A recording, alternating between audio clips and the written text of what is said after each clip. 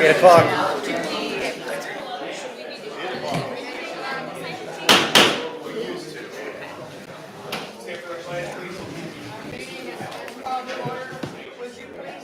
We're going to say the Pledge of Allegiance, and then we're going to have a moment of silence before we begin our meeting. I pledge allegiance to the flag of the United States of America and to the republic for which it stands, one nation, under God, indivisible, with liberty and justice for all.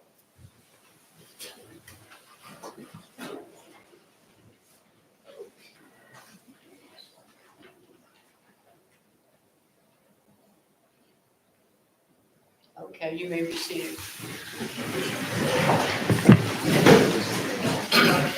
I see a lot of new faces I've never seen here before.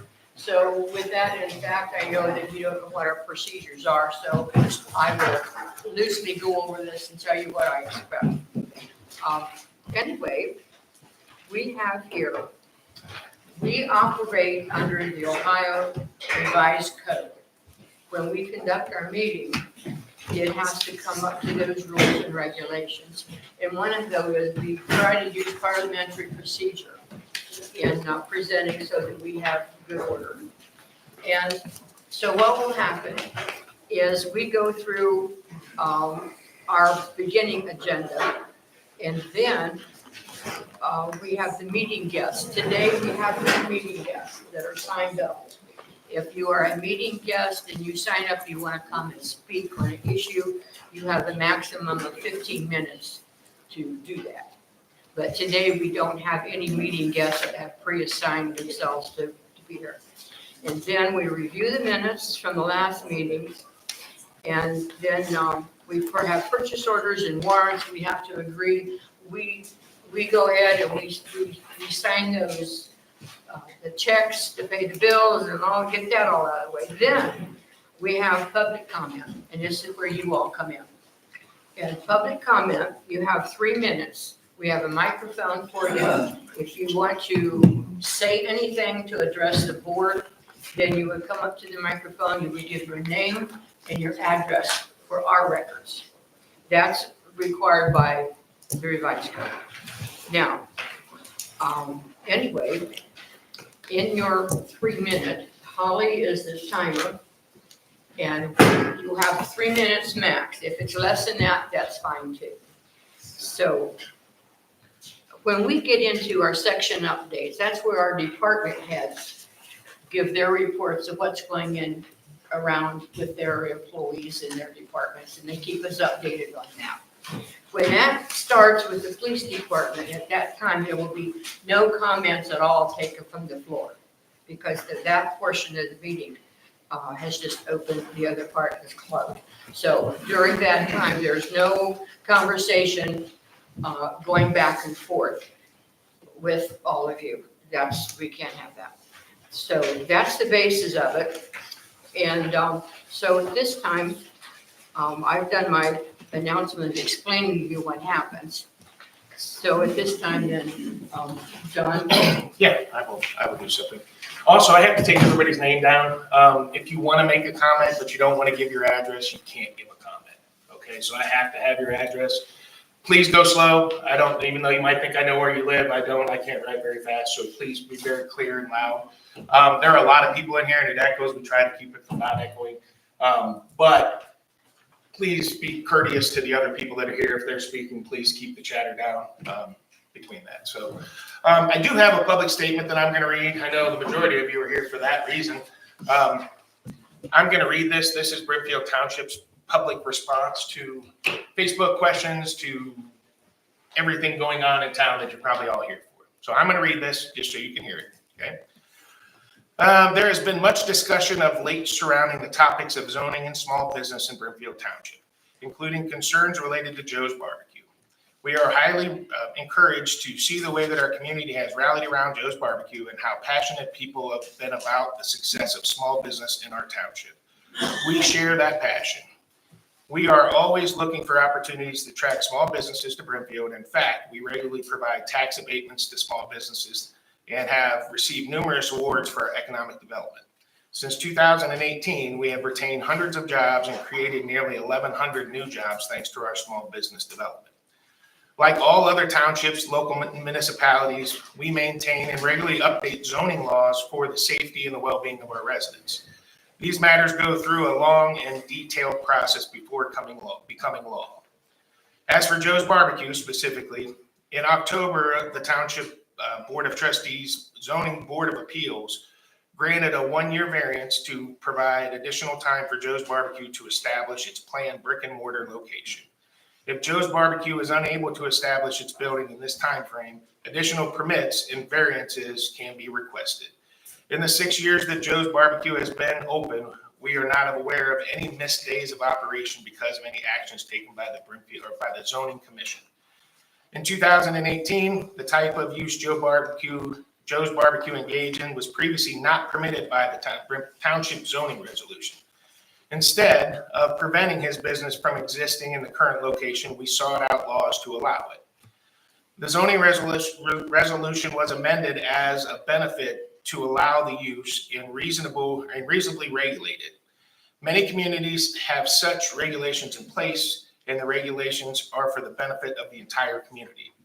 Some communities allow temporary permits for as little as 5 days, or a few allow 6 months, but the majority limit temporary occupancy for 90 days, which was the recommendation of the prosecutor's office and ultimately the decision of Brimfield Township. Joe's Barbecue is awaiting approval for a permit from Portage County Combined General Health District, not the Brimfield Zoning Commission. We have no influence or authority when it relates to the decision made by Portage County. Assuming Joe's Barbecue obtains the necessary approval from Portage County Health Department, we stand ready to continue to work with this business as we have for the last 6 years, and we are looking forward to the building of Joe's Barbecue Restaurant.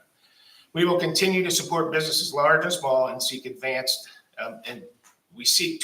the economic growth and development of Brimfield Township. That is our statement. We're going to go through the minutes, the POs, all that stuff, and then it's going to come to public comment. So then you'll have your 3 minutes to make a public comment. It's not going to be a conversation. It's going to be a public comment. So we will listen. Okay? Make sense so far? All right. Okay, at this time, let's go ahead with our minutes review. All right. I'd like to have a motion. I'll make a motion for the 5 public hearings on 3/2024 to accept those. Second. All right. We were missing some information in there, so I think we should just table those till we get that updated. I think there were 6. There were 6 of them. Okay. But yeah, can we table the 6? Yep. Sue, you want a second? I will second that. Okay, all those in favor, Sue? Yes. Nick? Yes. Motion passed, then we table it to the next meeting. I'll Yeah. make a motion to approve the 3/6/2024 regular meeting. I'll second that. Okay, all those in favor, Sue? Yes. Nick? Yes. Motion passed. Okay, let's continue on now with the additions to accept on the agenda. I'll make a motion to accept the agenda as presented. Second. Discussion, department heads, any changes? I do have the date wrong. It says March 6th and it's the 20th. Just want to note that. The date is wrong at the top. Oh, What? I have the date wrong on the agenda. It has March 6th Okay. and today is the 20th. all right, at the very top of the Oh. agenda. Oh, I had it. Oh, for stop. Sorry, I even wrote it down on the minute there, the tab over there as the 20th. I didn't mention, sorry. Are Nick, there, I are need there to, any other What? additions or changes? yeah, I need to add 3 things to the agenda. Okay, Dick. Under road department, Yes. new or old? New. Okay.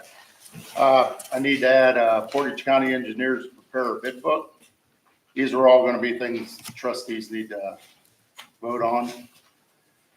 Advertisement dates for bids and bid opening date. What's the project?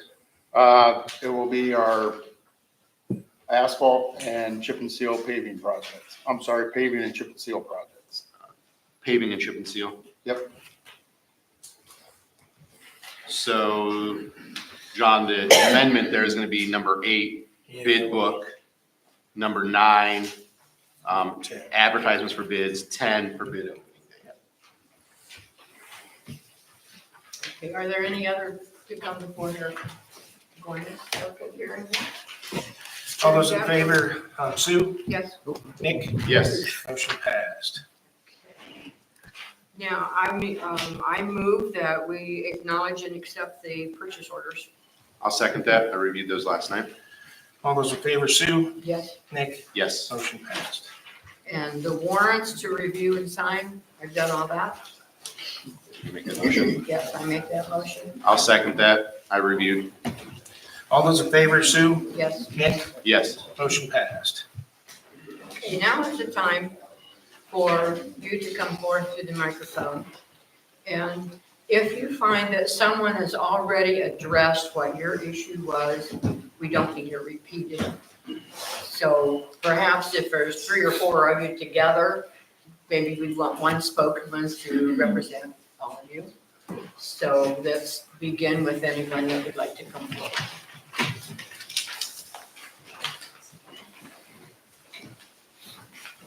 Good morning. Holly. My name is Brooke Riddick, 3733 Belts Road, Can you spell And I your know last it's name, Bert? Riddick, Chronicles of Riddick. Thank you. Uh, Belcher. And I'm here to speak on behalf of the situation with Joe's Crab Shack. I understand what you read earlier, and I understand that Joe's currently having the issue with Portage County licensing. But one of the things I want to talk about is the community. And if anything has shown how to build a community, it's this last 2 weeks that Joe's Crab Shack has been going through. The fact that this board is looking at offering variances to food carts instead of developing a program to allow building of food cart pods where multiple people can build their business legally with good licensing, with good safety precautions, to bring more people into this community to see the community. Because you've got people coming from Akron, you've got people coming from Streetsboro, Kent. There's a guy in line from Cleveland the other day. I think this board needs to really look at not just finding ways to offer variances, but finding ways to build the infrastructure to allow food cart pods, because that builds community. I literally met my neighbor from 3 doors down. I've lived here 8 months. You know where I met him? He got banana pudding. I didn't get banana pudding.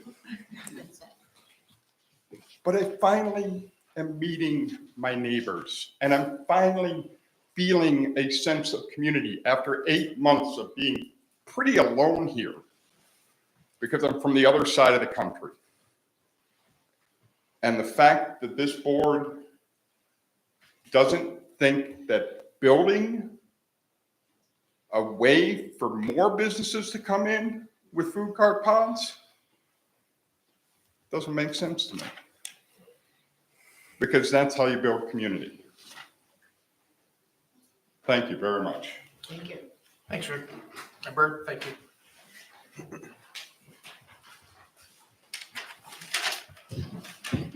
James McKee, 4505 Monitor Road, Kent, Ohio, 44240. One of the things that I've been speaking with Mr. Ladd about is in regards to the setback being potentially changed after my living area was rezoned. I would rather just have that on the record in regards to that distance off of my property line.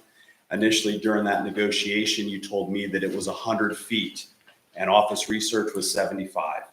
I just want to make sure that it stays 100 feet and that you haven't moved the goalpost backwards on me and changed it to 75. So if you could look that information up and give it to me on the record here, not really in an email or anything like that. I'd like to hear that information here in front of the board, just to confirm that it has stayed 100 feet. And also, some of the people here would prefer not that their personal information, their address, be put online. If we give that information to you, can you confirm that it won't be put online? No, it'll be in the minutes. Okay, my information was personally put online, so I would appreciate it if you When don't. we put our minutes online, so everybody can see them. So our minutes, public record meetings will be online. Okay, I've been the only one that really have seen information about my personal address on there, so no one else really has. Everybody else is. I haven't seen it. All right. Thank you.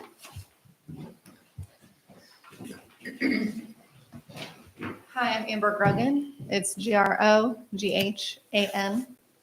I live at 4842 Raspberry Circle. It's Raspberry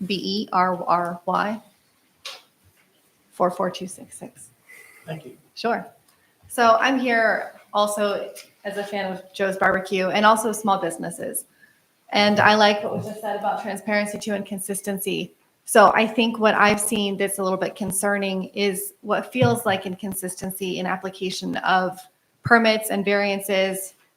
The idea that if there are multiple variances to the extent to 5 years that people in the community are supporting, it does make sense to me to have a permanent license available. I also think that classifying this as a food truck and expressing a concern, which I've heard from the meeting last Wednesday, was that, well, if we allow Joe's, then we're going to have tons of food trucks lining the streets of Brimfield. And I think that that's not the case. I think that doesn't logically follow that if we continue to allow businesses like Joe's that are operating in a fixed space on their own private property, that would encourage, degradation of the idea of a rural community, which is something that has been also expressed on Wednesday's meeting that is important to the board because it's important to the community. I think that having food trucks in the community would not be a problem if we did have a permanent permit, for something like Joe's with a growing small business in the community. I think that the zoning committee and the trustees have similar goals as to residents, that we all want to see Brimfield stay rural and stay small town. And I think that part of what makes a community feel small town is the farmland around, but also the idea that when you come downtown, it's all locally owned business. So I think the community is feeling not very supported with that goal of supporting small businesses, that when we see a small business thriving and clearly wanted, and it feels like not supported, I guess it just feels like when Joe is succeeding, then suddenly the permits are changed and the requirements for permits are changed, that it's, modification after modification, which I think will deter other small businesses from investing in the township. If they come in and they say, hey, here's a small business that has been here for 5 years, has very strong community support, and suddenly the goalposts are moving and the small business may not be able to continue to thrive or even to operate when they have been for so long. So I'd like to see some consistency there, some assurances for small businesses that what they're doing that works, that is approved, will remain in approval. And I know I'm probably about or over my time, and I'll wrap up. Thank you for your patience. I think there's also perception in the community of conflict of interest on the board, that we have. If you're 3 minutes, you're up. Thanks. Oh, are they up yet? She's No, not she up. was not has up. 18 Oh, come seconds. back, they're not up. I wasn't sure. I was trying to mentally follow. You are concerns with Yeah. transparency, consistency? Sure. So I do. And I don't want it to seem like an attack. Certainly we're all, I think, or at least I am grateful for the board and the time you guys are putting in favor of our community. But where we see small businesses having to comport with changing permits and, Okay, now you're up. Thank I you. think she should be allowed more time after that. I actually. I don't want any comments. They're just at the microphone, that's all. I gave her more time. Who's next? Hi, my name is Tammy Lindsay. I live at 3798 Willowbrook Drive. Sorry, I don't speak nearly as eloquently as the lady before me, and I have some notes here, but I'm going to continue kind of. Lindsay, what was your last name again? I'm sorry. That was my last name. My first name's Tammy. Tammy. Okay, I'm sorry. That's right. And I have some notes here, but I'm going to kind of pick up, I think, where she left off. As a citizen, I think that there is a perception of targeting here in Brimfield. At the open discussion at the trustee meeting, it was stated that the zoning commission spent 3 to 4 months and researched this to death in regards to the variance. When Nick questioned, was this brought up because of one vendor? The answer was yes. It was brought to the board by a citizen in the audience. So my question is, how many temporary use permits have there been requested from Brimfield in the previous 5 years? And I would like to know why our community has spent all this time and resources to change the regulation only truly affecting one individual. I think that there's a big perception of targeting from a lot of us, and I know I speak for myself. If we want to be forward thinking and truly support small business growth, we need to be able to think outside of the box. And the lady before me did a much better job on that platform, so I'm not going to go into detail. But I can tell you I'm a very concerned citizen. My husband and I went to a small business locally that recently opened here in Brimfield last night, and we were sitting there eating, and the owner came up and said, where are you guys from? And I said, we're from Brimfield.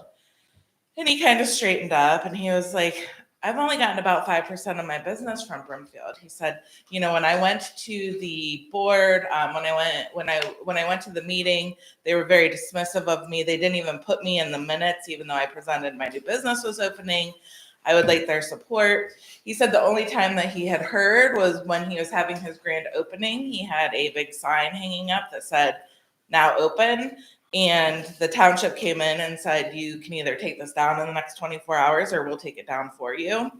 And that was the feedback that he had got. He did indicate that a couple people from the board did come into his restaurant yesterday asking how they could support small business, but he was already really offended by the way that Brimfield had treated him. And again, this was just a conversation. I know that it's hearsay, but as a resident of Brimfield, it was extremely disheartening to hear. I think the perception of corruption, targeting, and use of position for personal gain is very concerning. I know one of the trustees that isn't here is an owner of Mike's Place, and he did place on social media that he had spoke with an attorney prior to voting on these changes regarding variances. I think because there is a perception of impropriety, right? Why else would you have to ask an attorney, is it acceptable? I think when there is a perception of impropriety, that I ask that you excuse yourself from the vote. I don't think that it's fair, especially when there's a competing business. I think it's fair when our Brimfield Township website is used to show Facebook pages from him that he's doing a fundraiser. I don't think it's appropriate. Thank you for your time. Thank you very much. Who's next? My name is Aaron Garrett, 1475 Saks Road, Brimfield. I'll keep it super brief. The underlining theme of all the Joe's Barbecue stuff is to protect the future of Brimfield and that it's not targeting Joe. And with the variances, the other concern would be that they don't want food trucks or mobile vendors or transient vendors coming in and taking over Brimfield, which in the 7 years I've lived here, I haven't seen that happen. But I think Joe has kind of shown the solution for that in the sense that you can't have transit vendors setting up on vacant lots if they're required to own that lot.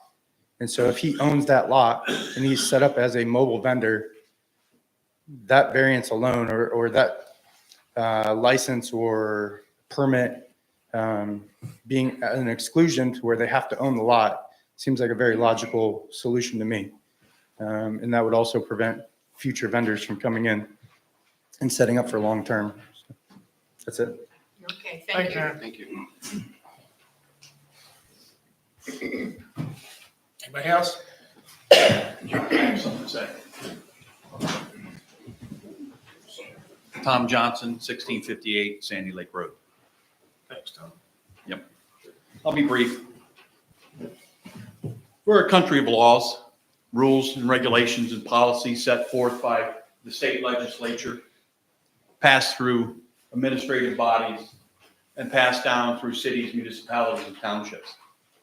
Everybody is subject to those laws and regulations. Joe's not any exception. This matter has been reviewed, so forth, but there's some key points that I noticed that have been missing. Key points of what does the Ohio Revised Code say in regards to mobile food operations.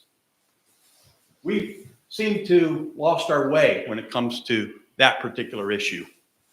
So let me read and familiarize everyone with the rules and regulations set forth by the state of Ohio that we all have to follow.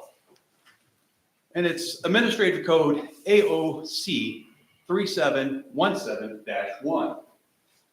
That was created by the state legislature. That's passed down in regards to what county health departments have to follow when issuing mobile food license to operations similar to what we have here in Brimfield. Let me read it to you because it's kind of important that we understand the basis of what actions are taken. It says Ohio law. Starts right out with that. And I'm reading from the Summit County application packet, and I'm going to go to Portage County right after that. It says every person which intends to prepare, serve, or sell food from a mobile vehicle, portable structure, or watercraft that routinely changes locations. Did we hear what I said? Routinely changes location. That's in the administrative code under the Ohio Revised Code. Requires to obtain a mobile food operation license. Ohio law also requires mobile food operations to comply with applicable sections of the Ohio Administrative Code, AOC 3717-1. That's Summit County. Let's go to Portage County. Portage County is a little more in depth, but it starts off similar. The mobile unit is defined by units operating from a mobile vehicle, portable structure, watercraft that routinely changes locations. Again, this county, Portage County, similar to Summit County. I believe all 88 counties probably are the same. And does not remain in any one location for more than 40 consecutive days. I'll say that again, more than 40 consecutive days. If you want to operate under that license, you have to comply with the Ohio Revised Code and the Administrative Code AOC 3717-1. So we've been there 7 years. Okay, your 3 minutes, you're up, John. Thanks, Tom. Thank you. Hi, I'm Jenna Farley. I live at 1815 Lynn Road. And I'm just here to speak on behalf of Joe. I've supported his business since he opened. I've lived in Brimfield about 8 years now. And just, I guess, as a resident, my perception is that I feel like there's been a lot of roadblocks put in his way. I do agree that I think that the board and that Brimfield Township supported him in the beginning, but I feel like there's a lot of conflict of interest. Obviously, again, perception. But as a resident, I think that's what's really concerning to me. Personally, I've been in business for about 15 years between sales and different positions. And it is disheartening to me to see that there's been all these roadblocks placed in his way when he's trying to provide a service that clearly the community really does support. And if I had the opportunity to open a business, it makes it look to me that it's probably not something I would want to do in Brimfield because of all of the different variances and changes that he's had to accommodate to. And a lot of the community really supports Joe. The lines have been crazy and people love what he's brought to Brimfield. And I just feel like we should support that and celebrate that instead of continuing to change all the regulations and everything that he needs to accommodate to. Regardless of what the code says, I know that he had to apply for different licenses and had to move his location numerous times to appease the code. And he's done all of those things. And still, I feel like there's more roadblocks being put in front of him. And it's just a lot of conflict of interest. And I think the residents are seeing that. And it's just disheartening. We're a small community. And instead of trying to kind of battle each other, we should just celebrate each other. And I feel like come together and rally around small business. And I don't really feel like that's happening. And that's one of the main things I love about living here is I feel like there is a lot of people who want to support it. And yeah, that's it. Thank you. Thank you.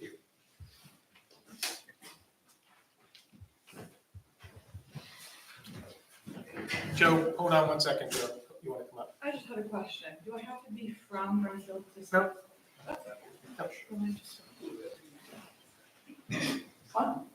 Oh, okay, I'm sorry. Good morning. My name is Marissa Purcell, 1223. What's Oh, last? sorry, Purcell. I'm at 1223 Squires Drive. Thank Yeah, also here just to speak on the behalf of Joe's Barbecue. I think everybody's done a really good job speaking before me and didn't leave a lot of points untouched, but I just wanted to bring up, in a lot of articles on this, we're seeing a lot of, we had to do something about the number, the amount of complaints we're getting. And, clearly you can see like there's a whole other side that it seems like no one's really, looking at, the support behind him. It's kind of like the squeaky wheel gets the grease, right? And so I just wanted to come here and show my support. We're going to back him. We're going to be at meetings, as much as we need to. So yeah, that's all I have. Thank you. Thank you. Appreciate all your comments. So it just helps us to understand. Hello, Mr. Joe. Joseph Menendez, 1293 Talmadge Road. I just wanted to speak on the Ohio Revised Code that was just mentioned. We've always been in compliance with that. Nothing about it says that you have to operate from a different location every 90 days or 40 days, just that you have to be mobile and that it has to be moved. We've been issued the license through both of those health departments 6 years in a row. That's because we follow all regulations. We've never had a violation for that. And it's really disheartening that township officials continually push keep trying to say that we violate that with no proof. I provided proof that we moved the trailers. That wasn't good enough. The goalposts have always changed. The license we operate with, or the permit we operate with through the township, has changed 5 times since we've had it. We were here before that permit even applied to us. And while you say that it wasn't permitted, that doesn't mean that it wasn't allowed. That means you didn't have a way to regulate it. We played a part in making that. I was here for those zoning meetings. We talked about it. And that permit's its effectiveness has only been lessened as we've been here and improved our business. I think there is a conflict of interest. I think that's why Mike's not here. That's not why he's not here. But I thought it was in the discussion. I think that's why Mike's not here. I think that shows his unwillingness to stand here and talk about it's kind of insulting, but that's all I have to say.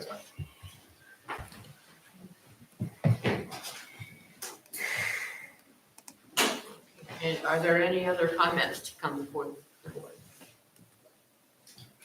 Okay, so hearing none, we appreciate all of your comments that you've made. And I'm sure the comments will be taken under advisement. We'll consider, we need to know what you all think about what's going on. And I appreciated that you've allowed us not to have a conversation going back and forth, because this is a very serious topic that we're doing right now. And we want to do what's fair and what's right.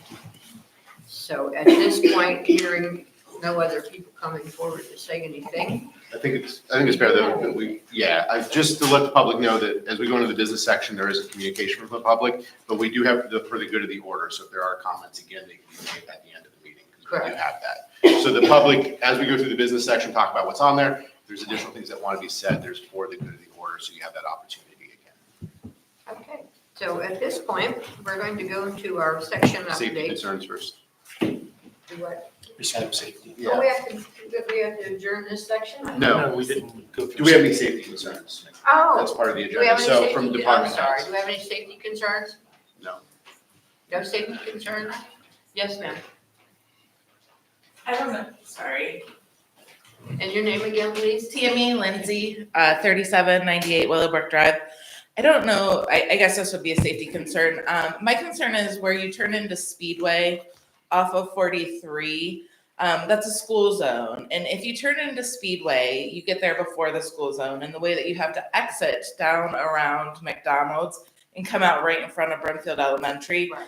there's no signs telling you you're in a school zone. When you turn left, you don't really have the chance to get up to speed before you're out. But when you turn right, you go through the entire school zone where kids are and everything before you get to the end. And if you've turned into Speedway, got gas, and came out and gone out, there's no way of knowing that you're in a school zone, especially if you don't know that that place back there is a school.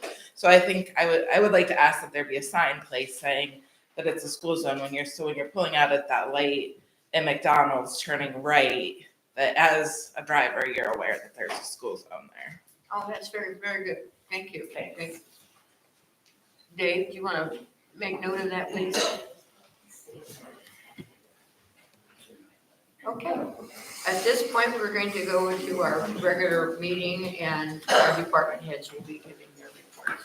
You're all welcome to stay, and we appreciate you all coming and giving your voice and your ideas to us.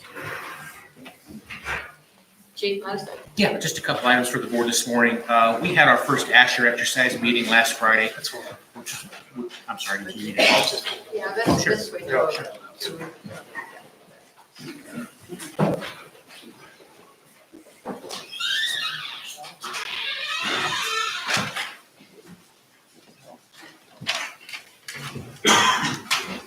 Yeah, just a follow-up to our previous discussion, we had our first Asher exercise meeting that was coordinated by EMA.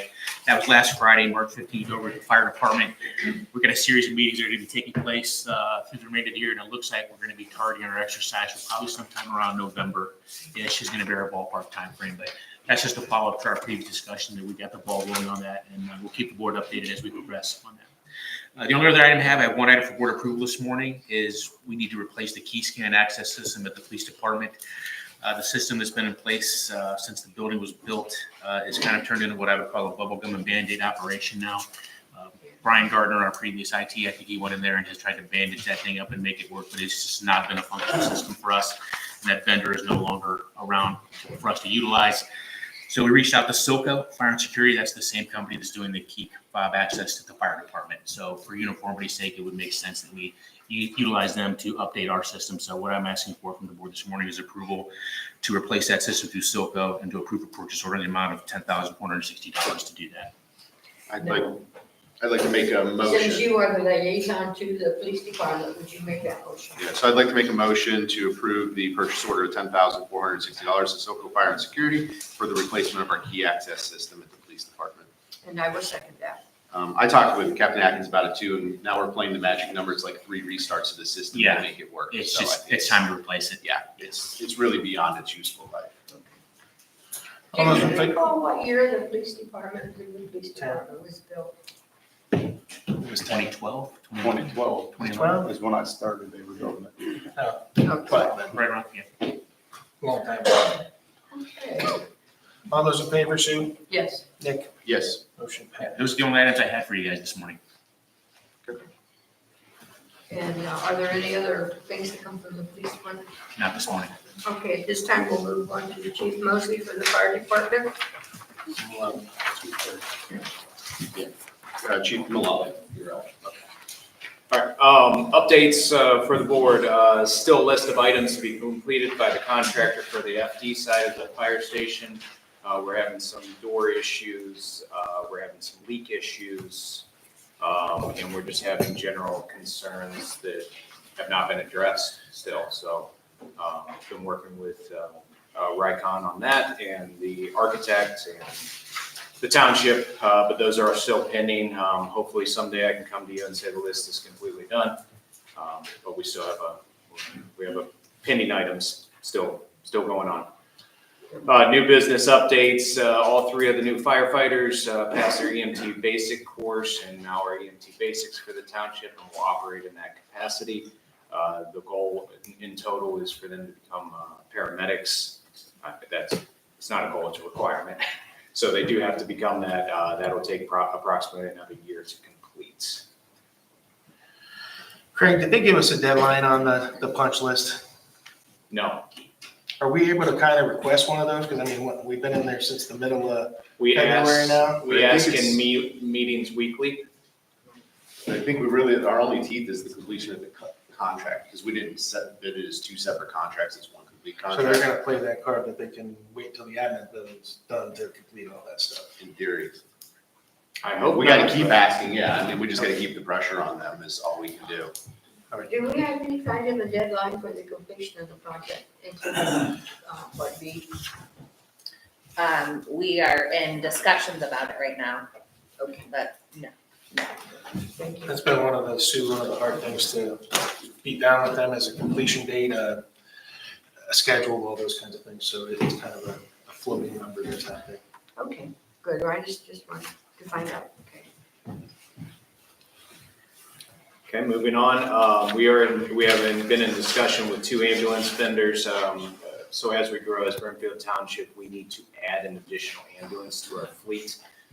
This will be our first add in a long time. It will not be a replacement, but an add. With that being said, they're saying 18 months to 36 months to build.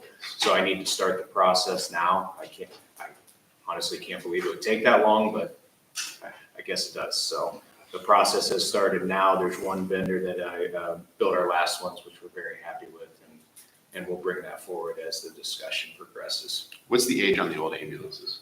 7 and 8 years. We try to replace at 10 years is the life we get out of them, but again, this would be an addition.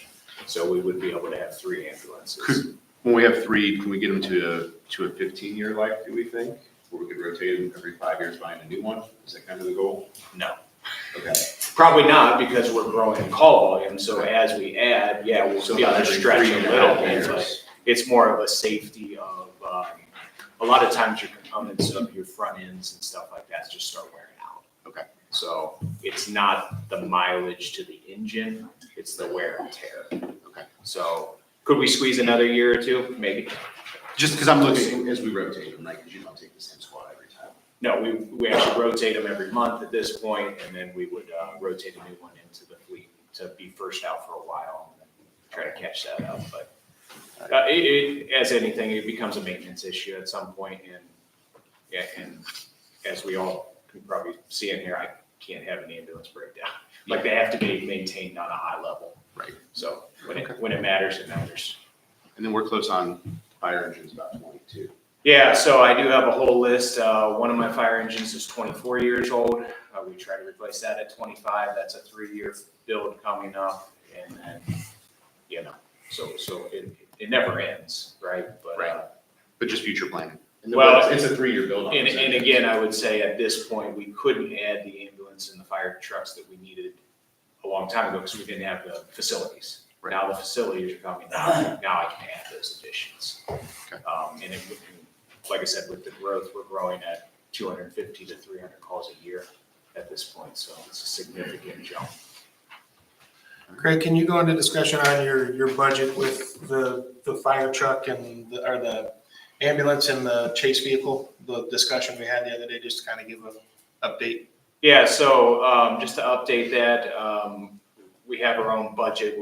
We do rely on some things to come out of the M&I fund, which it's a fund in the township. And John and I had sat down and talked about covering some of those costs. It's M&I is a maintenance and improvement fund that's set up in the township. From the JET, just so it's not Yeah, a maintenance fund of the township, it's the JET funds that come in, it goes into a maintenance fund line. So it's Correct. It's a different tax line. So we're hoping to, I don't have the prices yet, but hoping to use the funds out of that to help offset some of the costs moving forward with that. So the way that you can use the maintenance improvement funds is, does it benefit the JET? And yes, I go to Talmadge JET businesses, I go to Kent JET businesses. So it would be certainly an easy approval process. When we're buying the truck, the F-150 this year, right? That's the hope too, because our chase vehicle is replaced at 10 years and we're on 9 years on that too. So we have that already. Yeah, kind of talking with Craig, my vision was if we could use the M&I fund to just get the police, road, and fire onto a cycle where we use that maintenance improvement fund. Dave gets his truck every so many years when they retire out. Roy, you're getting a couple cruisers every year. Craig, you're getting, the ambulance, the chase vehicles, and maybe we try to work an engine into there at some point. But That's that how we helps have it. us. We have it set up that way. He has one of his squads just came off. Right. And then we use that money to pay for 24 for his F-150 chase vehicle. Right. We put it out there again to stay in 25 because we're not even gonna get his squad Till 25. Yeah, so it's out there as a line item in the JET to replace that amount of money that was paid for so it's a cycle just to keep going. Yeah, I'm just looking for creative ways that help us when levies come up that we don't have to ask for that increase. We can use those funds to keep it down. Because I know that worked well with your levy piece, Roy. We were able to keep the cost down by the cruisers. Well, currently there was a fire vehicle in there coming out, but there's gonna be another one back in there. We have cruisers from the police department in there, and then we have dump trucks from the road crew department, all getting fundage from the M&I. Because that just helps that Yep. levy piece a lot. Yep, we're using it for those reasons. Good, yep. Thank you. All right, moving on, I do need one board approval item, and I will explain. I need a board approval from Vassy Communications, which you all were provided a quote on that for 6 mobile radio stations at the price of $17,469.42. What we are doing when we moved into the new fire station, we're operating off of portable radios right now. And we knew that was a temporary fix until we were able to purchase mobile units that are fixed on the wall. So the difference between a portable and a mobile unit is I can broadcast on 5 watts out, where a mobile is at 50 watts out. So it just gets me a better coverage, and I'll be honest with you, they don't walk away because portable radios just sit everywhere, but that was not the goal. The goal was to get a fixed communication. So I'd like to make a motion to approve the purchase order for Vaso Communications for 6 mobile radio stations at a price of $17,469.42. I will second that. Yeah. Is this coming out of construction funds, or is this just coming out of your op? I have it here out of the line item, and I would request that if approved. Okay, I'll so, request that. yeah, I was just trying to figure out if it was construction cost or. It's Yeah, gonna I be think the 2191 or 2281 expense. Yeah, it exceeds the construction fund budget, and I don't know if I can, the construction fund budget, I believe, was more for antenna purposes. Okay, So I don't know if this qualifies for that. gotcha. But I will research it a little bit more before I use those funds. All those in favor, Sue? Yes. Nick? Yes. Motion passed. Okay. That's all I have. Thank you. Very good report. We now going to the administration, and under old business, we have none. Under new business, we do have an update. I would like to make a motion that we accept the resignation of Jim Bishop from the road department effective March the 4th, 2024. I'll second that. All those in favor, Sue? Yes. Nick? Yes. Motion passed. And Mr. Ladd will go with the zoning and economic development at this point. Yep, thank you. As you can see, permit fees year-to-date are $16,995. Old business.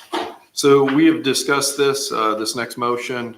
This was brought up a while back. I want to see either late October, beginning in November of 2023. And there was a big discussion within the board.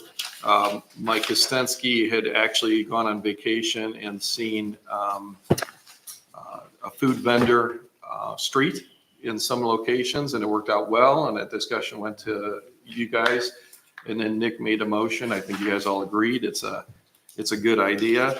But I have this on here because it went to the zoning commission, discussed it. What we need is conceptual drawings now and locations and what it would look like, and start that process. So I'll need board approval to approve Olin Engineering, who is here, to prepare conceptual drawings within the town center district for the purpose of temporary use area.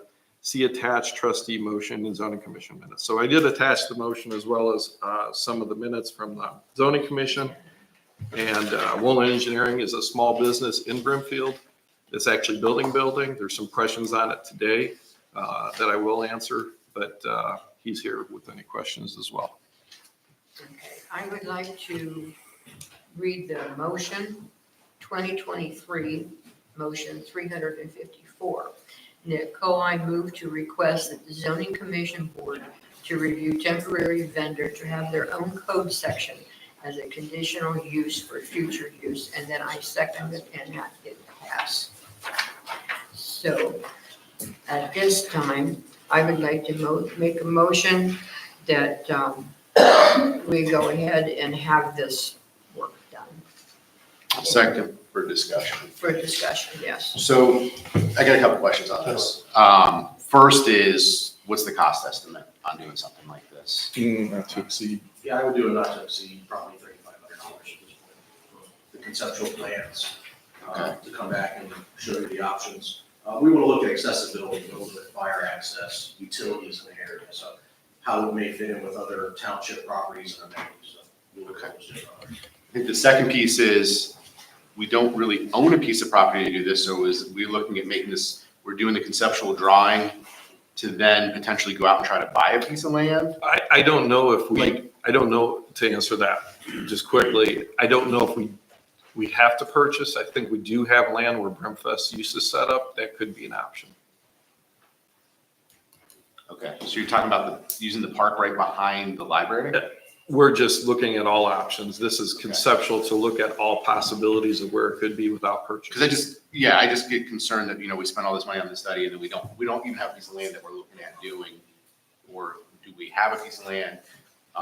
What's the cost of that land tied into this? I mean, there's a lot of pieces there. The township is gonna own some type of temporary use area. I think it's a great opportunity to bring a bunch of food trucks. Don't get me wrong, I'm 100% behind that idea. Yeah, I just don't, what came first, the chicken or the egg? I mean, at the discussion, I mean, it was probably the best feature was to tie it into Brimfest. So you have a permanent spot within walkability of the recreation areas, soccer fields with the new parking lot going in there. You might have bathroom facilities eventually there, which then the temporary vendors don't have to put a porta potty. They could use that. You could have concrete slabs set up similar to like a campground would have, where you pull your temporary vendor onto the spot, have full hookup, electric, water, sewer. And then they'd have to, everything would follow fire department and health department.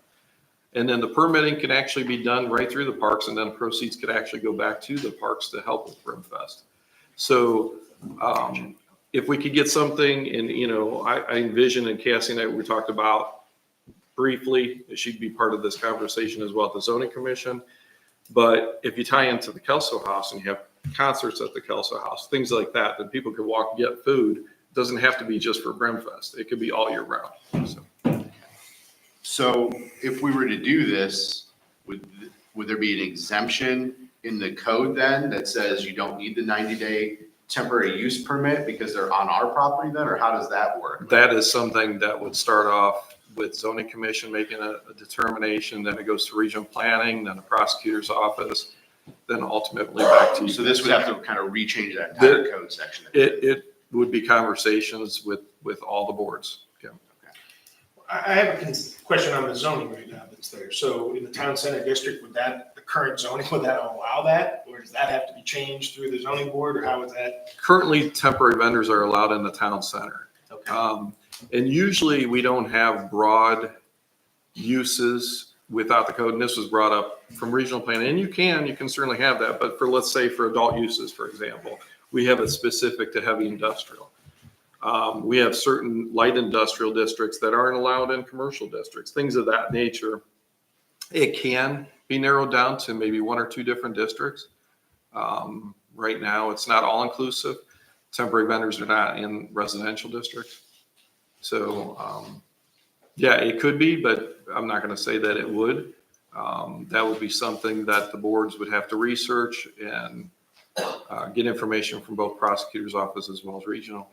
And I guess I have a question for Mike as well. Is that concept just right there, or are you conceptual drawing for that whole area that's there? I envision looking at half a dozen different locations. Some will be township-owned properties, some may not be township-owned property, more to facilitate a discussion. Are we going down the right path? Do you like this? We can look at other options. So for about that 3,500, you'll be able to bring multiple options to us to the table and say, here, we can make it work this way, or this way. And then you got to decide, do you purchase land or maintain land?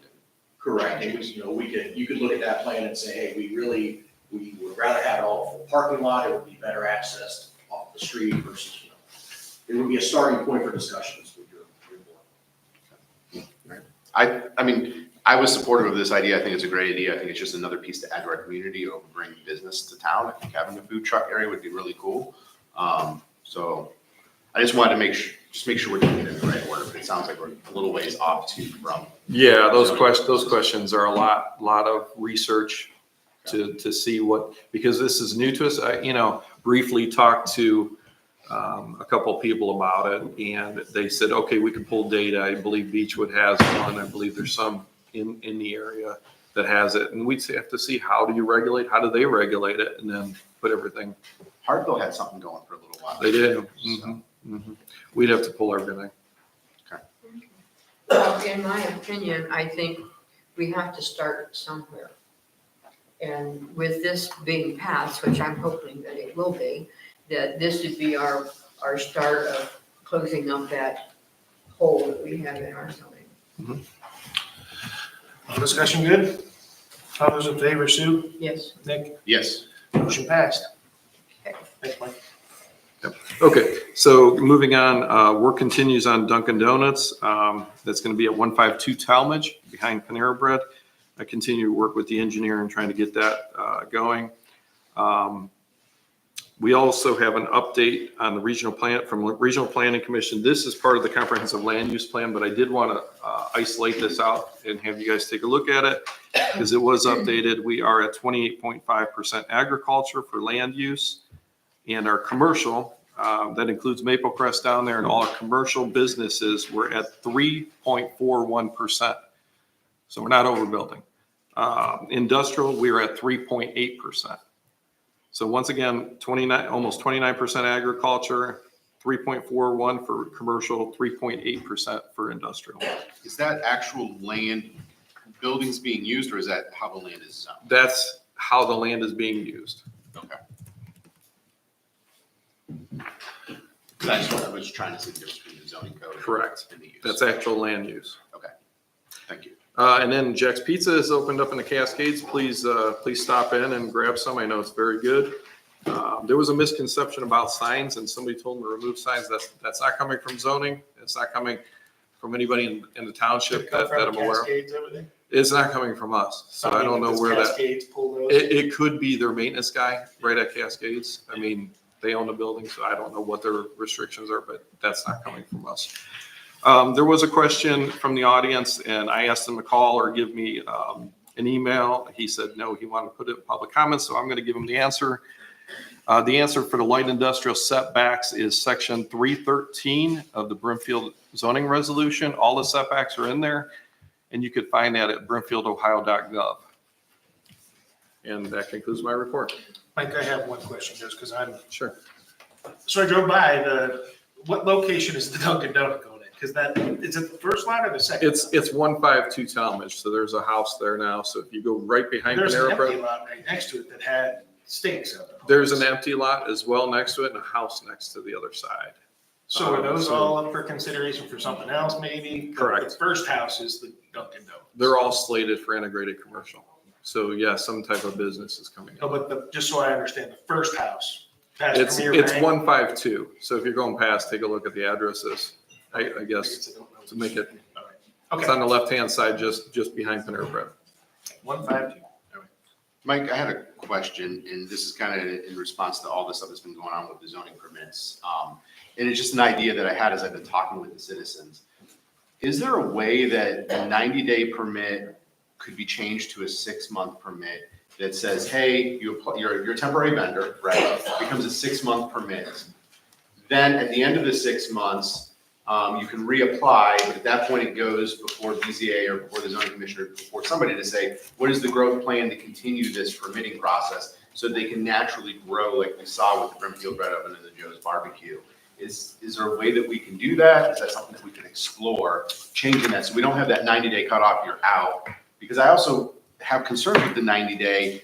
Let's say that Nick opens a food truck tomorrow. Not trying to compete against anybody, but if I buy one tomorrow and I just want to operate on the weekends, the 90-day permit isn't going to get me through the busy season of April, May, June, July, August, September, October. I'm 7 months in, and if I'm only operating on weekends, it's really difficult because now I got to try to go to the BZA every time. Sure. Is there a way that we could look at changing that to give an opportunity for those natural growth? Because we've seen it fairly successful twice in our township. And I know other communities may not do it, but sometimes we have to be outside the box. Sometimes we have to think differently if we're going to be an innovative community. So amendments can be initiated and so everybody knows, I don't make the laws, I enforce them. Right, that's what I'm asking. Zoning inspector only enforces, the laws are created they start at the zoning commission, go to regional planning, prosecutor's office, back to the trustees, and then public hearings are held throughout. But yes, the answer is yes. And so amendments to the zoning amendment may be initiated in one of the following ways. And it says by adoption of resolution by his township trustees. So you have the power to change it, and you have the power to go ahead and say, I'm going to make a motion. I would like to change the following to 6 months, put that for here, and then what would go to is initiation to zoning commission, then they start the process to look into it, look at how those options could work. Mike, can I just ask you to make a statement in regards to the makeup of the zoning board and the zoning commission and who those people are? Not who they are, but how many there are and they're Brimfield residents. Can you kind of explain that? Yeah, everyone knows? so zoning commission is made up, there's 7 members, 5 of them are members, 2 are alternates. We have a couple new members this year. When this whole zoning matter and amendment and started looking into this started, I think there was 4 members that aren't on the board anymore. So we have 4 new members, that continue on through this process. It is all Brimfield Township residents. They do apply. And then we look at the candidates. If there's multiple, then we look at, who's got the experience, who doesn't. I can tell you that zoning commission has a well-rounded board of experience from construction. One person has over 30 years HR and was council person to planning and zoning for Twinsburg. And they're also a member as well, but most of our members have a very good background in construction, from being vice president to construction companies to currently working construction. BZA is the same way. It's a 7-member board. 2 of them are alternates, and the same experience applies. We have engineers and architects. We have a very, very well board. I mean, most of them have experience in either zoning or building or construction of some sort. So, And just so we all understand, you're not making the zoning rules up. I do not. They are making the zoning. Correct. Rules up. The township residents that are here already, they're part, they could be one of you guys. They're zoning enforces, we don't make up the rules. I just want to make sure. Well, I have a question with these food trucks coming in. Sure. Do they pay taxes into the JED for Talmadge or Kent, or do they have to go into that, or are they exempt?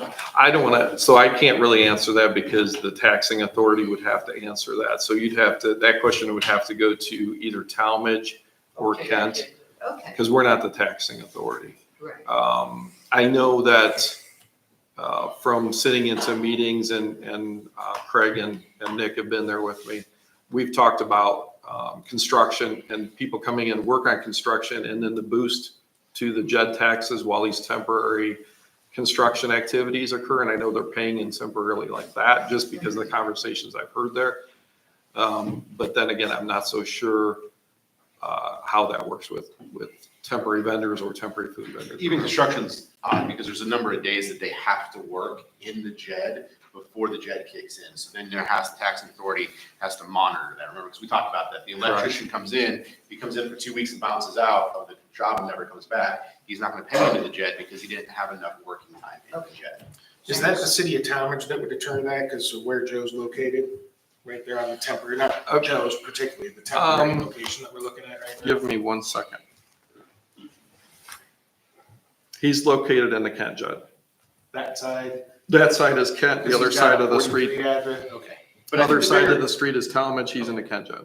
I think the bigger question, Sue, maybe you were trying to ask, is if we go forward with this process and bring in the food trucks, if they're only here for a day and then they bounce out and you're rotating food trucks every weekend, they're not going to pay into the JED because they're not operating in the JED for that time frame that we need them to. Okay. But my question, I guess, was that we're not responsible for chasing them down. No, we're not. City of Talmadge No, and we're City of not. Kent. Correct. City, the JED board or the taxing authority has to do that. Balance that. Okay, I just.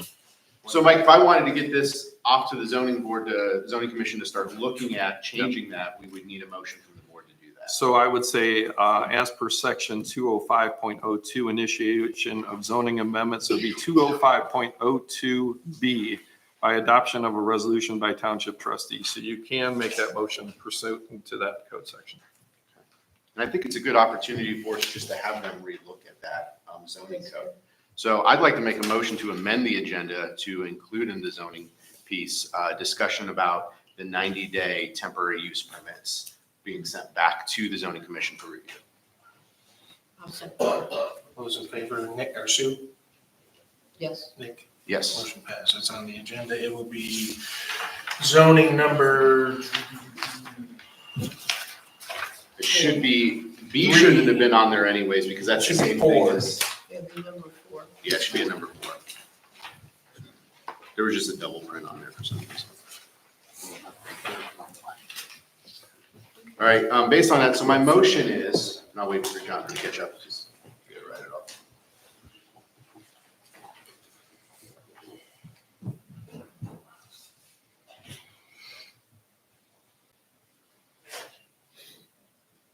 Go ahead.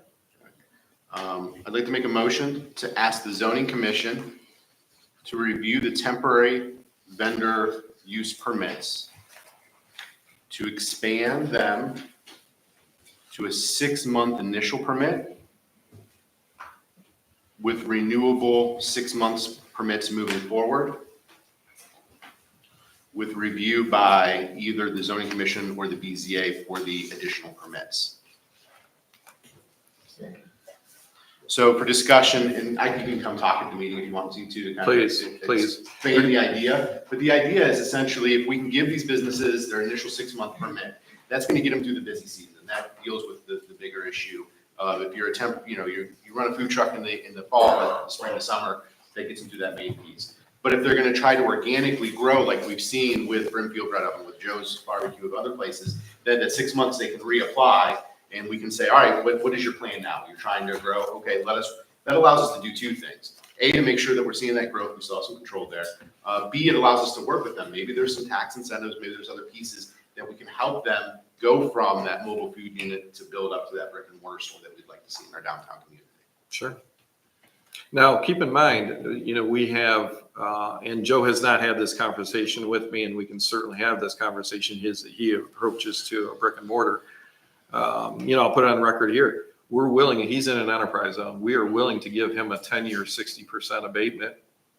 It has to be approved by trustees, but we certainly can do that, as well as there's an inclusion grant. And we're currently working with small businesses. For example, Mike Wolin is going to a brick and mortar business here. Small business. Mike, how many employees do you have? 5. So he has 5 employees. We're working on him as well with an enterprise zone agreement, 10-year, 60% abatement to do a brick and mortar building, as well as there's an inclusion grant here because the 44240 area code is a distressed area. The state of Ohio has declared 44240 as a distressed area, and we can offer an inclusion grant. So if you have any questions on it, please feel free to contact me. I'll put you in touch with Portage Development Board, which starts the process. So not only will we offer an abatement to you, there are grants available to help you build this brick and mortar building. There's specific numbers that are going to come in, employees, tax rate, things of that nature that will have to be sent to the state. I stay out of it at that portion of it. I'll be in the initial portion of it, but certainly we will help them. When I think, and this isn't a Brimfield issue, this is just a United States issue. It's difficult to start a small business. It's not like it was 40 years ago where you just pop up. There's a lot of barriers, there's a lot of hiccups, there's a lot of regulations and red tape. And if we as a community can find a way to make that simpler for them, and then to provide them the knowledge, you just don't know what you don't know sometimes. Sure. And so this permitting process is not only to ensure that we do things safely and right for our community, but then it also allows us to have that communication to help those small businesses grow and become what we would love to see as a successful business in our downtown. And we're proud of this. So here in Brimfield, we're proud. We're up for 3 more awards this year. We have Voice Machine and Glazing Systems as one of them. Actually, there's actually more, and I could give you the full list of everything that we've won awards on for small businesses, from Sheridan Press of Ohio to Martin Wheel. Small business, as defined by the federal government, is less than 500 employees. So we don't have any large businesses here in Brimfield. They're all small. So, and we do want to take care of them all. So thank you. Yeah, and like I said, if you want me to come to the meeting, just let me know when, and I'll be there. Yeah, so it's the second Thursday of the month. I don't know that date off the top of my head. Can you just email me like a meeting invite for it, that's all. Sure. All right, so we got the motion in a second on the floor. No, yeah, we're just in discussion. All those in favor, Sue? Yes. Nick? Yes. Motion passed. Yeah, we did. Sorry. And at this point, we're going to go to our road superintendent, David Wilkner. And before you get started, when we began our meeting, there were 3 more items added to the agenda. Yes. Would you repeat those for me, please? Number 8. Number 8 will be Portage County engineers preparing bid book. Number 9, advertisement dates for bids. And number 10, bid opening. I just want to make sure I get this correct. Okay, so Mr. Dave, would you go ahead and give us your report, please? All righty, just a few things. We've been starting to do a few culvert and ditching projects, just here and there, depending on weather. We're getting ready to start patching potholes, weather permitting. I mean, we don't want to fill holes with water in them, it just blows right back out. So dump truck 25 is finally back from getting fixed. We're getting ready to order some more salt in. I know it sounds weird, but we did have a contract to have to get a certain amount of salt by the end of the season. Do we have storage, or are we gonna end up storing that up at the? I'm trying. We're gonna get a couple different loads in where we can try stacking as high as possible and take our time. It's gonna be close. It's when a couple more snows and we might be there. Why don't you ask for it? I want to see some snow now. I need to get rid of some. I mean, to let everybody know too, when we order the salt, we normally do the average of what we used over the years. And this year was it's a strange year. We have to order in April. So we put our bids in April, and then it goes through the state and then through whoever gets it. But we don't have no predictions at that time frame to figure what the winter might be like. So we just go by average. And So that will reduce our order now. If we have this stockpile, reduce our order some for next year. yes, maybe. We still have to give them that range though, so. Yeah, you don't want to drop. I mean, we'll probably drop some, yes. I mean, I'm looking at ordering less. Okay. But the thing is if we do get 2 less and we have a bad winter, now we're paying premium price if we run out, or we end up dropping everything to intersections, hills, and curves. We just need to get you a bigger salt down. Right, yes. A bigger shop, New a couple road. more trucks. The trustees, and that's why I need to have you guys sign this paper. Cranberry Creek Phase 4 will soon be dedicated to us from the Portage County, commissioners. It's the last little piece of the allotment over there. It's Orchard Court, I think that's what it's called. I gave my paper away before. But it's just the last little piece to a cul-de-sac. So I'd like to make a motion to accept the Cranberry Creek Phase 4 road dedication. Second. Dave, so you reviewed the road, you're good with it? For us to Yes, tell the commissioners? there's actually a couple things they're gonna fix yet, and Okay. it has to be fixed. But they know that Yes. the commissioners know that has to be fixed before we accept it. That's through the engineers. Me and the engineers talked, and they're going to, it's a couple simple things. It's not like they gotta dig a road up or something. It's just some crack sealing I wanted done. So, Okay. Good, John. There was a motion to accept it. Yep. I don't forget what the name of it is again. Oh, let me sign, I'll say that. Orchard Circle. Orchards. Could you give us an estimate of how many township miles we have right now that the road department takes care of? We're pushing the 47-mile mark with all the additions we've had in the last year and a half, so. Thank you. I mean, we'll get the official thing from the state at the end of the year, but I think there's a couple more roads yet we're still gonna get before the year's over. Yep. All those in favor, Sue? Yes. Nick? Yes. Motion passed. Alrighty, this will go on to the next phase, but we just finished up getting the pricing for the paving and the chip and seal jobs. I just got them last night, so I'm kind of running with it today. But just to let you know, I'm pretty good with this, but me and John will have to go through some numbers. There is a couple roads we will probably have to bump. I mean, just to be honest, the price of everything has gone up. We're still running on the same, amount, so it's not roads that are desperate. It's something, part of maintenance. We'll just do maintenance a different way, maybe crack seal them instead of chip and seal them to get by this year and then put them on the list again next year. So, and plus one other thing, I'm working on getting some prices for some tree removals. I know there's one at police station we want to remove. Over by the church at our cemetery, there's 2 big trees we want to do some cleanup. Have a person come in and clean up all the dead stuff out for not so much as falling over there, and then a couple on the roadways. Just to give you an FYI, once it dries up some more, we'll finish the ones at the cemetery. That's back in the top. I just don't want him in there tearing that whole older area up, trying to get a few trees down. So I'm actually doing the hold up now because I don't want to tear up the cemetery. Dave, are you seeing incremental progress? Because we had talked about this years ago, that we wanted to try to maintain the roads as we repair them so that we get longer life out of them. And then some of the roads would kind of fall apart in that process, but then we'd get them back up to standard. Are we finding that we're maintaining that and making that progress forward? Yeah, actually, So we're not chasing ourselves. Remember, we talked about that. Right. We were constantly chasing roads. No, that's why, like the chip and seal. I mean, that's a maintenance part, keeps the road sealed.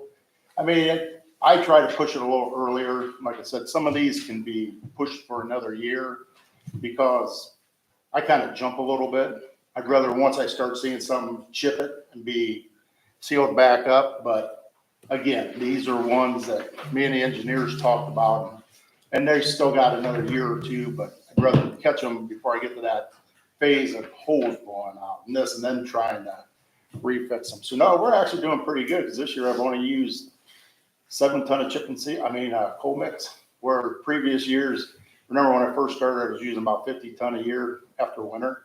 So we are getting the right phase of it. The nice thing to add on to what Dave's doing, he's doing a great job, but we have a list of roads that we need to get done and we go in order. So if somehow we got a big grant somewhere and we got more money, we'd add more roads to that. Right.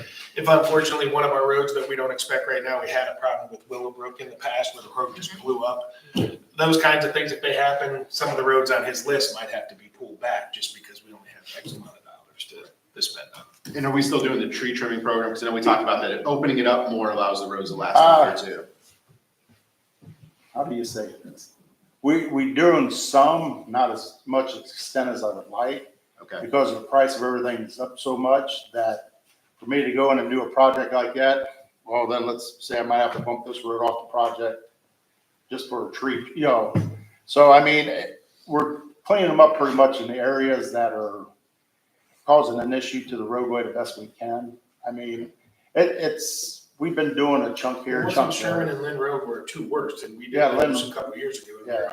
Yeah, and I know he's done a great job with it. I was just wondering, are we still trying to go We're- down we're- that trail? Yeah, we're still Sounds like- trying to do where we get, because I got to bring in people to do that kind of Right. because of the power lines and stuff, but their prices have gone up tremendously. So before, where we could go down a whole Lynn Road and do it for, say, $40,000, that same chunk of road, it cost me now about 80.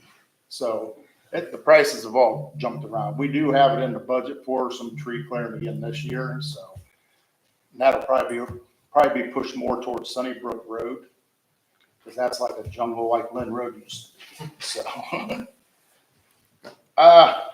now some of the board approvals I need to get. I need board's approval to have the Portage County engineers to prepare a bid book for our paving and chip and seal projects for 2024. I will make that motion. I'll second. All in favor, Sue? Yes. Nick? Yes. Motion passed.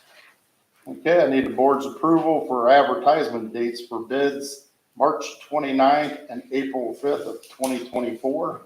To put them out. I'll make that motion. Second. All those in favor, Sue? Yes. Nick? Yes. Motion passed.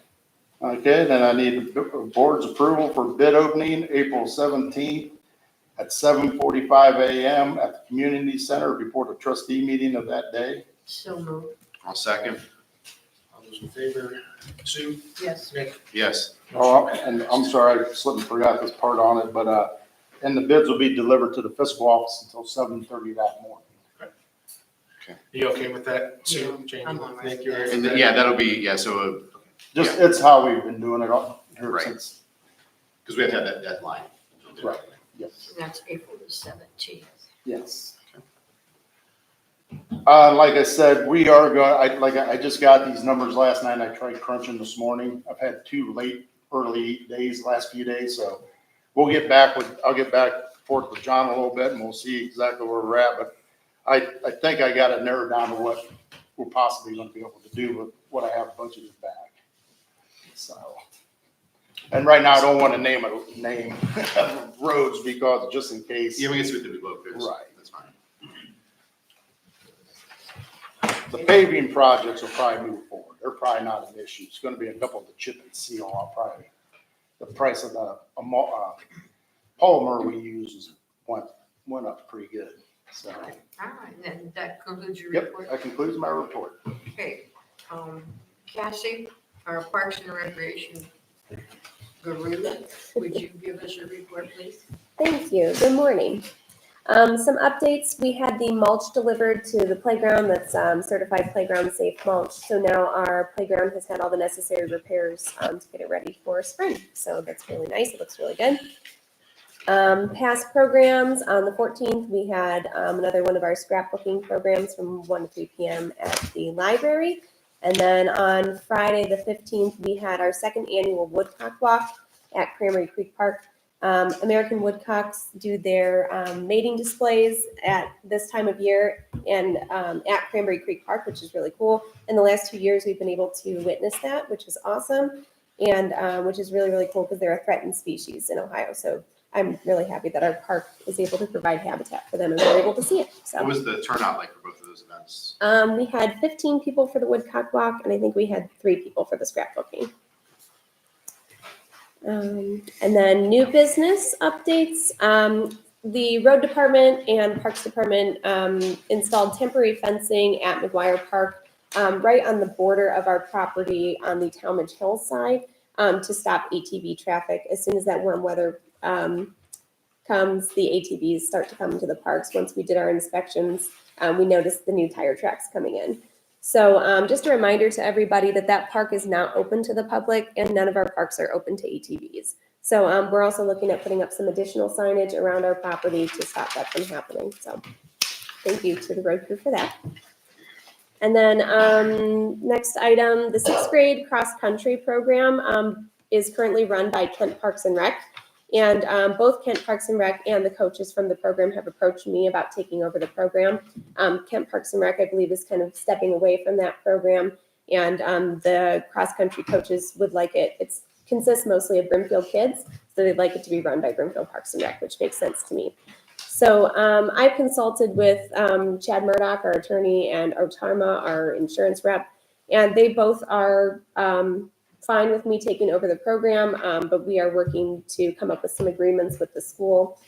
This program currently does take place at the middle school, which was my main concern, taking over the program, that it's not on our property. But as long as we have the right agreements in place, signed by the right people, it should be fine for them. So This is the 6th grade cross-country program. yes. So, and your trails are already put in to be, which creates snow. But your trails are all put in for the program to work. Yes, yeah. So the program's already existing.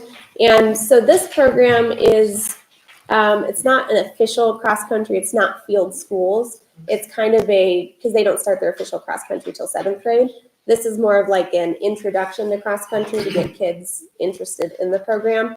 And it's been running for about 10 years now. So basically, me taking over would be consisting of handling signups and payments and tracking their runs in their mileage system. So Can you make sure that Otarma and field local schools, since it's on their property, that the liability policy, the insurance policy has to be from the school? So yes. in case somebody falls in a hole that they dug and they don't come sue Brimfield, they go after field local schools? Yep. So, okay, just make sure that's all. Yeah, we're working on that now. Once I get that ready for you, I'll bring it to the board. So it's really a rec cross-country program, not a school. Correct, yes. Yep. Okay, and then upcoming programs, we have Frogs and Toads for Kids and Tadpoles for Tots on March 26th at the library. And then on the 27th, we have an artsy natural egg dyeing workshop from 1 to 4 p.m. here at the community center. And then on the 28th, we have our 6th annual amphibian walk at Lions Park at 8 p.m. And that concludes my report. Okay, thank you. Welcome. Very informative. So Joe Jameson is our IT man for the township. So would you let us know what's happening? I am working on a new documentation and procedures program. So one of the things now that I've been here for a while, I think I've got a handle on things. I would like to start creating and documenting procedures regarding IT. So making sure that everything that I'm doing and everything I'm doing in regards to the departments is documented and there is a procedure for that. So that way, I'm consistently doing things by the book. And if we ever get to the point of being able to, expand, there is a procedure for things. One of the areas I would like to focus on initially, and I've contacted both chiefs, is documenting some form of disaster recovery. One of those, if you'd be good to have it and pray you never have to use it. But in the event of some form of internal or external disaster, how my department would be able to assist in the fire and police in recovery of that, and making sure that whatever systems they need are prioritized. I know there's been some, at least on my side, there's discussion about, that the community center will be used as a disaster recovery location. And I know that we have some facilities in this building for that, but I want to make sure that that process is documented. So in the event that we do have to set up in the community center or the new meeting hall, I know these are the steps that I need to take. So I'm servicing our departments in a timely fashion.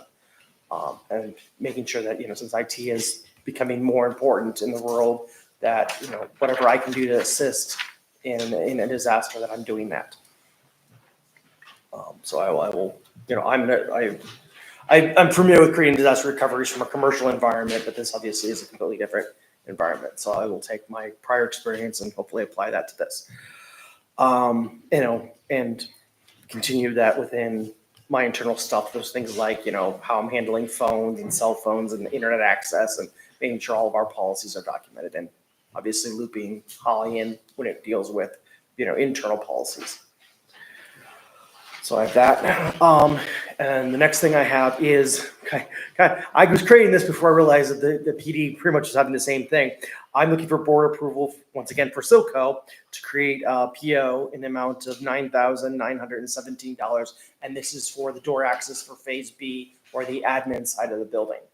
And the reason I'm asking for it this early in the process is there was some communication between me and the electrician that Ryken has hired to involve Silco earlier in the project. So as the wiring is pulled, as the doors are being installed, that Silco is going to be able to be on site and work with them. So we're not playing catch up or trying to run additional wiring after everything's done.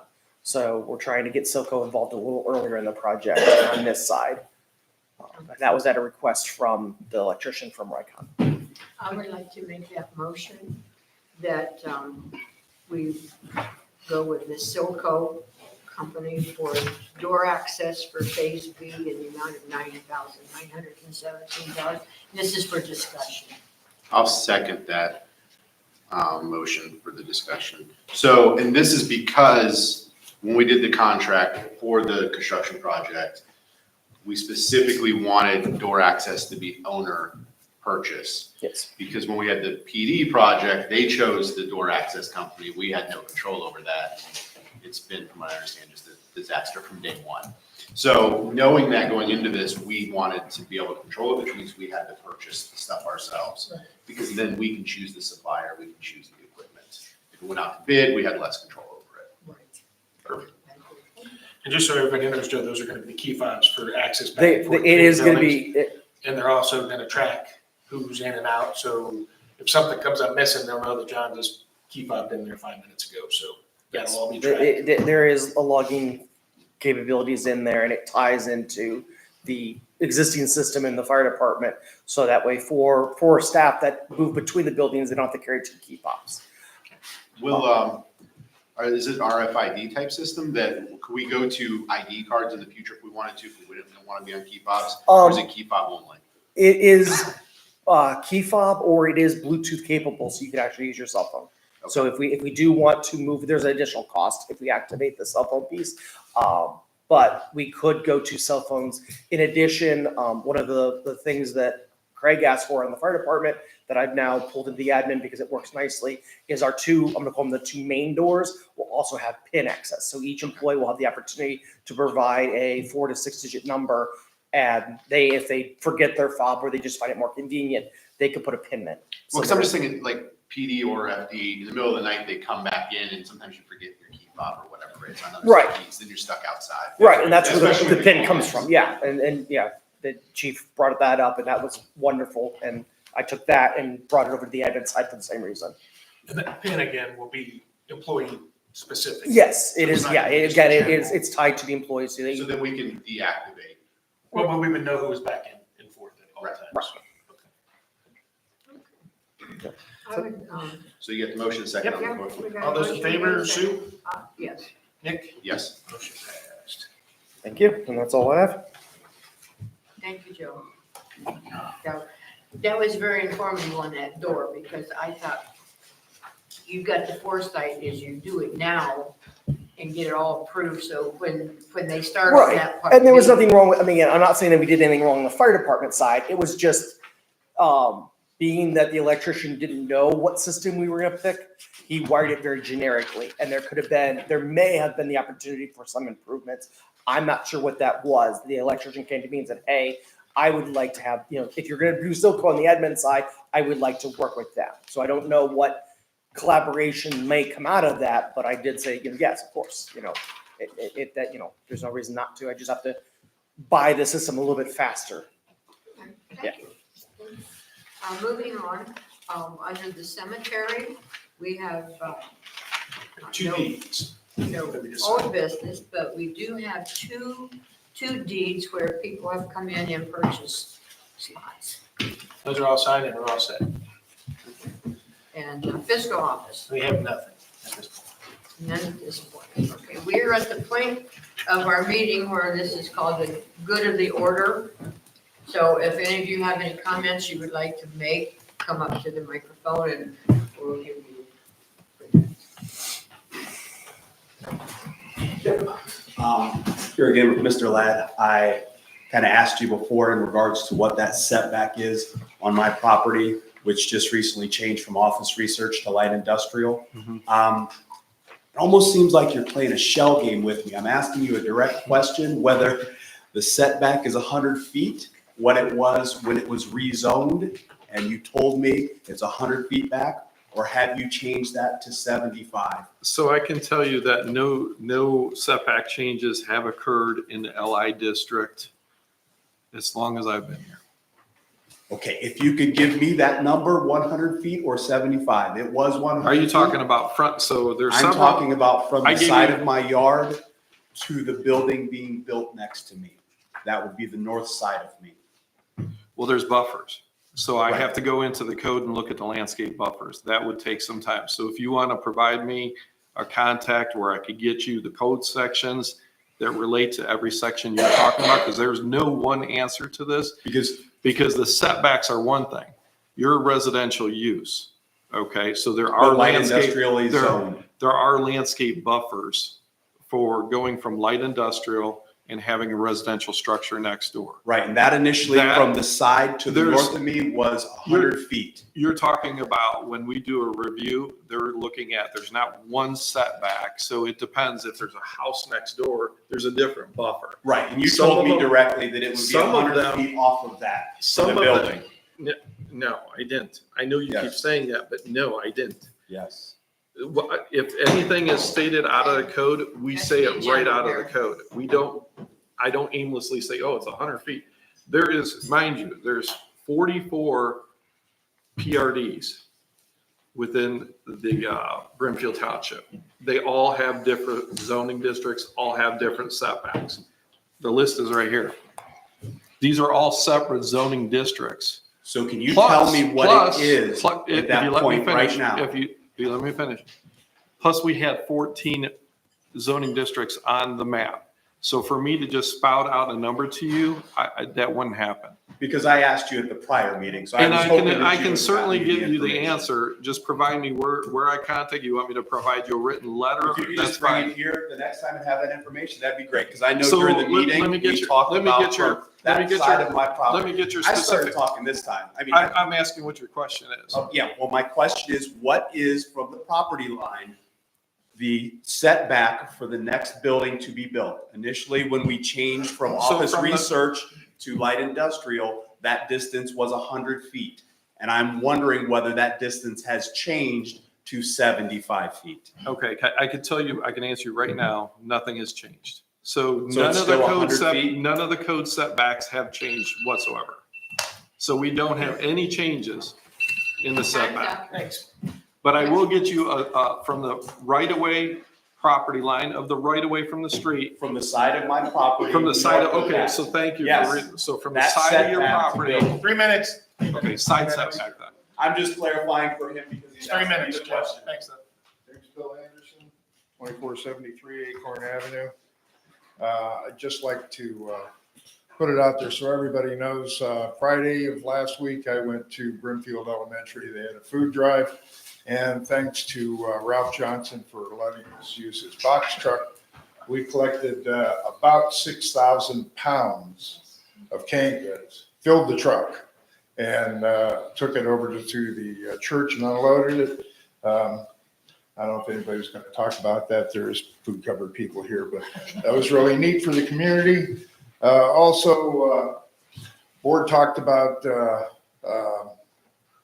the deadline moving for the fire department. I sat in a meeting here 3 months ago or so, and they gave a specific date of deadline, and now I'm wondering whether that's changed, because I said, you know, are we gonna let this person off the hook, liquidating damages, or what are we doing?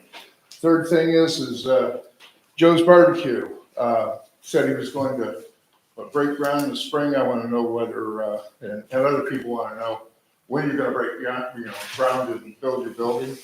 If you have your drawings done, and contractor, hopefully one from our community. Beautiful. And do you have a date of when you're gonna break ground? It's not set where yet, no. But spring, right? Hopefully, yeah. Okay. That's all I have, thanks. To answer that question there, Bill, with in regards to the building, with the financial penalties, we were in the process of settling all that in the middle of June. Correct me if I'm wrong, Holly. But then before we got to the completion of that, they were pushing it out to August already. But that would be where the middle of June would stop any of those prior things and start the timeline again with the penalties. And that would include part B also. Yes, the whole thing. The whole complete. So the whole admin, project the is whole supposed to be done so everybody knows what now. January of How to 23. go. Yep, January of 23. And he's still not under liquidating damages for dragging his feet. Well, he is, but then there were negotiations that had to go on because of COVID and supply chains and all those kind of things that went on. But that all got reduced, and it's all been settled in the middle of June that would be the starting of the next liquidated damage going forward. They thought they were going to be done in June at that point, but now it's out to August. So I'm not holding my breath. So based off of past experience. Any other people want to do for the good of the order? And if not seeing anybody moving, I would ask for a motion to adjourn. I'll make a motion to adjourn this meeting. Second. All those in favor, Sue? Nick? Yes. Motion passed. We're closed at 9:38. I do. Yeah, actually, well. But